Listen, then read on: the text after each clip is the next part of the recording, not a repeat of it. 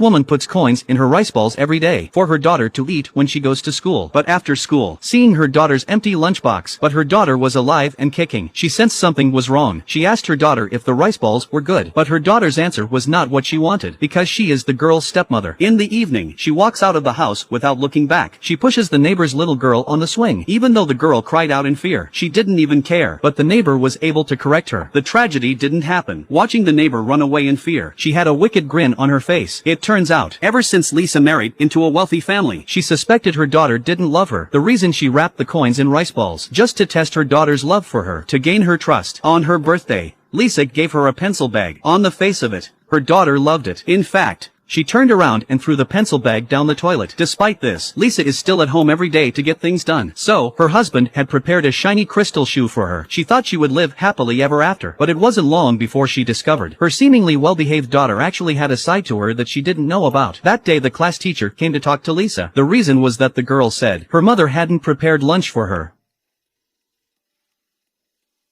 Eats lunch at school for the first time. She started crying out because her stepmother hadn't prepared a lunch for her. Afterwards, the class teacher approached the girl's stepmother and asked her about it. The stepmother was very confused. She had been preparing lunch for her daughter every day, and every time her daughter brought her lunchbox from school was always empty. There was no way she could have gone without food. In the evening when Lisa was feeding her daughter, she was stopped by her husband on the spot because she can't eat seafood. She was allergic to seafood. At first Lisa didn't think much of it, but in the evening when she was doing the dishes, she suddenly remembered. She had prepared a lunchbox for her every day that included seafood. She asked her daughter if she was allergic, but she said she was fine. The next day Lisa suddenly noticed the pencil bag she had given her daughter had disappeared. She searched the bed 180 times. She couldn't find it. She went up to her daughter and asked her where the pencil bag had gone. Her daughter said that her classmates had taken it. In the evening, she told her husband about the incident. Her husband was furious. The next day, she went to the school. He asked the parent who had stolen the pencil bag to come and apologize. But when the boy came to her house to apologize, he refused to admit that he had stolen it. It wasn't until the next day that Lisa found out the truth, because her toilet was clogged. And the cause of the blockage, it was the pencil bag she had given her daughter. Lisa didn't know why her daughter had lied. She wanted to ask her daughter about it after school, but before she could get out of school, her daughter quietly walked over to a classmate who was cleaning the glass.